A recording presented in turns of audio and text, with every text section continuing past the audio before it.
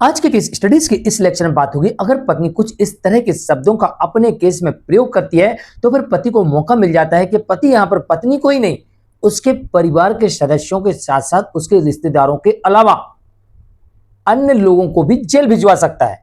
तो पत्नी को इन शब्दों का कभी भी प्रयोग नहीं करना चाहिए, और कर रही है तो सोच समझ के करना चाहिए।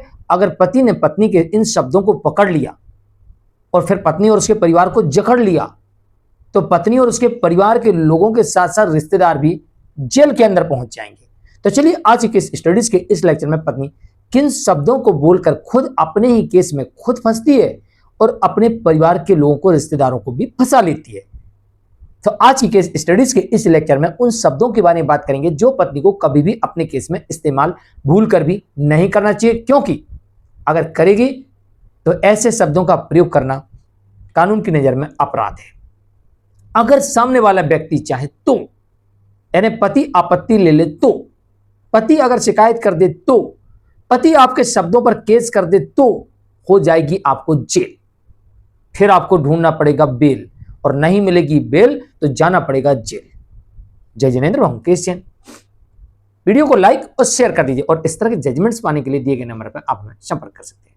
चलिए शुरुआत करते हैं। नंबर 1, पत्नी को और उसके परिवार वालों को भूल कर भी कभी भी इस शब्द का प्रयोग नहीं करना कि हमने दहेज दिया। अगर पत्नी और उसके परिवार के लोग ये कहते हैं कि हमने दहेज दिया, आजकल तो बड़ी होशियारी से लिखने लगे दान दहेज, तो हम कहते हैं भाई साहब क्लियर कर लो कि तुमने दान दिया कि दहेज दिया। और कभी कभी भूल में दान छूट जाता है और दहेज शब्द आ जाता है, और जैसे यहां पर पत्नी ने कहा, उसके परिवार के सदस्यों ने कहा, किसी गवाह ने कहा कि दहेज दिया, तो यह हो गया अपराध। किस धारा के अंतर्गत? दहेज प्रतिषेध अधिनियम की धारा 3 के अंतर्गत। और यहां पर सजा और जुर्माने का प्रावधान है। जो कोई दहेज देगा, जो कोई दहेज लेगा, जो कोई दहेज के लिए प्रोत्साहित करेगा, प्रचार प्रसार करेगा, ये सभी लोग अपराधी माने जाएंगे। तो अब पत्नी कहेगी किस किसने दिया? पत्नी कहेगी साहब हमने दहेज दिया। अब पति बड़ी चालाकी से पूछेगा किसने दिया, कितना दिया? तुम्हारे पापा ने दिया होगा, चाचा ने दिया होगा, काका ने दिया होगा, फूफा ने दिया होगा, नहीं तो अपनी तरफ से लिस्ट बना देगा। पत्नी कह रही इतना हमने दहेज दिया, क्योंकि वो साबित कर रही। तो भाई साहब ये दहेज हमको किस किसने दिया? इसके चाचा ने दिया, पापा ने दिया, काका ने दिया, पूरे परिवार ने दिया। और दहेज प्रतिषेध अधिनियम की धारा 3 के अंतर्गत एक केस फाइल कर दिया। लो जी, तुमने खुद ही फंसा लिया अपने परिवार को। और कहीं पति ने यह साबित करने का प्रयास किया हमने तो मना किया था, इनने जबरन दिया और यह बोल के दिया कि हम दहेज नहीं दे रहे, हम तो अपनी बेटी को गिफ्ट दे रहे हैं, और आप कहते दहेज दे रहे। तो एक और धोखाधड़ी की धारा और इसमें जुड़ गई, 318 BNS। तो पहले डाउरी प्रोविजन एक्ट 1961 के सेक्शन 3 और साथ में इंक्लूड हो गया भारतीय न्याय संहिता 2023 सेक्शन 318। धोखाधड़ी आपने कर दी। अब इसमें और सेक्शन आ जाएंगे। पति कहेगा साहब लगातार हमको डराते थे, धमकाते थे, हमने दहेज दिया, तुमको दहेज केस में फंसा देंगे, हमने जानबूझ के दिया, अब हम तुमको बर्बाद कर देंगे, तुम्हारी नौकरी खा जाएंगे। और ये भी कहते थे हमको इतने तुम्हारी सारी प्रॉपर्टी मेरे नाम कर दो, मेरी बेटी के नाम करो, तो जैसा बेटी कहती है वैसा करने दो उसको, वरना तुम सबको जेल में भिजवा देंगे, सड़वा देंगे, तुम्हारी नौकरी खा जाएंगे, कहीं का नहीं छोड़ेंगे, हाथ पैर तोड़वा देंगे। तो इसमें और सारी धाराएं जुड़ गई। एक्सटॉर्शन मनी की डिमांड करना, डराना, धमकाना, और यहां पर मेंटल क्रूरल्टी भी प्रकट हो गई। तो ऐसी स्थिति में पत्नी और अपने परिवार के लोगों के लिए एक मुसीबत खड़ी कर देती है। और कई बार तो यह भी लिख देती है हमने इतना खर्च किया शादी में, हमने इतना दहेज दिया, इतनी साड़ियां दी, इतना गहना दिया, इतना खर्च किया, इतना खर्च किया। अब पति भागा भागा पहुंचता है, पता करता है पैसा आए कहां से। और खास तौर से जो लोग जॉब करते हैं उनके सामने तो बड़ी मुसीबत खड़ी हो जाती है, और जो बिजनेस करते हैं उनके लिए मुसीबत खड़ी हो जाती है। फिर इनकम टैक्स वाले भी आ जाते हैं, फिर सेल टैक्स वाले भी आ जाते हैं, CBI भी आ जाती है, ED भी आ जाती है, सब आ जाती हैं। फिर तुम्हारी संपत्ति भी जब्त होती है, तुम्हारे ऊपर केस भी चलते हैं। बताओ भाई पैसा कहां से लाए?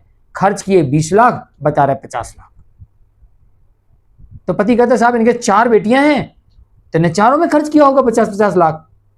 तो भाई 2 करोड़ आया कहां से? और इनकी नौकरी तो 30,000 रुपये महीने की है, और इनके बाप दादा इनको छोड़ के नहीं गए थे, 2-2 मकान है इनके पास, कहां से आया पैसा? लो जी फंस गए, जाओ जेल। तो पत्नी को इन सब बातों को ध्यान में रखकर सोच समझकर फिर अपने केस में आरोप लगाना, कहीं ऐसा ना हो कि पति उन्हीं आरोपों का फायदा उठा के उल्टा हमें ना फंसा दे और हमारे साथ साथ हमारे परिवार के लोगों के अलावा कहीं रिश्तेदारों तक को ना फंसा दे। ये ध्यान रखिएगा। इसके अलावा कई बार ऐसा देखा जाता है कि पत्नी विवाद होने के बाद, कंप्लेंट करने के बाद फिर पति के घर पहुंचती है, मेरा तुम्हारे घर में ये सामान रखा, मेरे कपड़े रखे, मेरा जेवर रखा, ये रखा, वो रखा, दहेज का सामान चाहिए हमको, हमारा वापस करो। और अनिता कहती हम तो रहने को आए हैं। अब इधर केस फाइल है, उधर बोलते हम तो रहने को आए। अरे तुमने केस फाइल किए तो कौन रखेगा तुमको? तुमने आरोप लगा दिए, मेरे को मारते हैं, पीटते हैं, कूटते हैं, भूखा रखा, दहेज लोभी, ये है वो है, और फिर कहते हो कि हम तो रहने आए। मतलब कुल मिला के वहां विवाद खड़ा होगा। वो कहेंगे नहीं, हम नहीं तुमको रखेंगे घर के अंदर, तुमने केस किया। या फिर जबरन को बोलेंगे हमारा सामान दो, हम तो लेके जाएंगे, नहीं तो हम इसी घर में रखेंगे, जबरन घुसेंगे। और इसमें होगा झगड़ा, और झगड़ा होगा और पति और उसके परिवार के लोग थोड़ा होशियार रहे, कानून के जानकार रहे, या किसी ने सलाह दे दिया तो वो कर देंगे इनके ऊपर कंप्लेंट क्या करेंगे? जबरन घर में घुसे, तोड़फोड़ की, चोरी की, गले से चेन खींच ले गए, हमको मारा पीटा और थोड़ा सा और घर का सामान बिखरा बुखरी दिए, हमारे साथ ऐसा किया, चिल्लाने लगे, रोड पे पड़े, देखो साहब हमको इतना मारा, हमारे घर में घुस गए।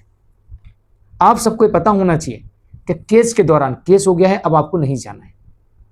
अगर किसी व्यक्ति की परमिशन के बिना, चलो पत्नी तो घुस गई, उसका घर है, लेकिन पत्नी के परिवार के लोग और जो साथ में आए थे वो पति और उसके परिवार के लोगों की परमिशन के बिना उस घर के अंदर दाखिल नहीं हो सकते, यहां तक कि इतनी सी उंगली भी अंदर नहीं कर सकते।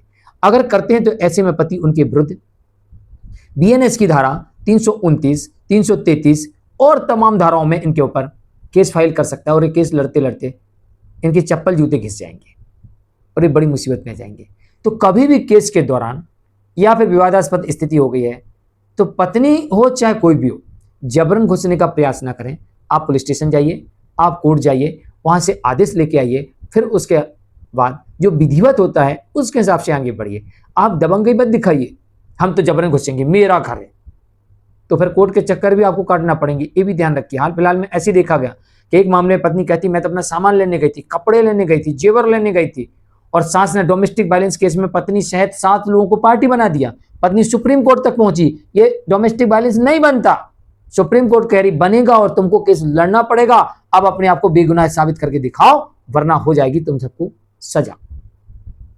तो पत्नी ने अपने साथ साथ अपने परिवार के 7 लोगों को उस केस में लपेट दिया। अब यहां पर हो सकता है 2-4 लोग फंसे हो, इधर पत्नी सहित 8 लोग हो गए। तो ऐसा मत करिए वरना आप फंस जाएंगे। तो ये जानकारी पति और पत्नी दोनों के लिए कि अगर पत्नी ऐसा करती है तो पति फायदा उठा सकता है और इस तरीके से आगे कार्रवाई कर सकता है, अपने अधिकारों का प्रयोग कर सकता है। और यह जानकारी पत्नी के लिए भी थी कि अगर वो ऐसा करती है तो वो भी इस तरीके से फंस सकती है। उसके पास कानूनी अधिकार है, वो कोर्ट जाए, वहां से परमिशन लिख के आए, जजमेंट लिख के आए, फिर आगे बढ़े, जो करना सो करे, कौन रोक रहा है उसको, लेकिन गलत तरीके से ना करे वरना फंस सकती है। तो आज के केस स्टडीज के लिए इस लेक्चर में इतना ही। सावधान रहिए, मैंने दोनों पक्षों को बताया कि ना पत्नी फंसे, ना उसके परिवार के लोग, ना पति फंसे, ना उनके परिवार के लोग। अब आपकी मर्जी, आप जैसा करेंगे ऐसा परिणाम आपके केस में आएगा। आज के लिए इतना ही, नमस्कार।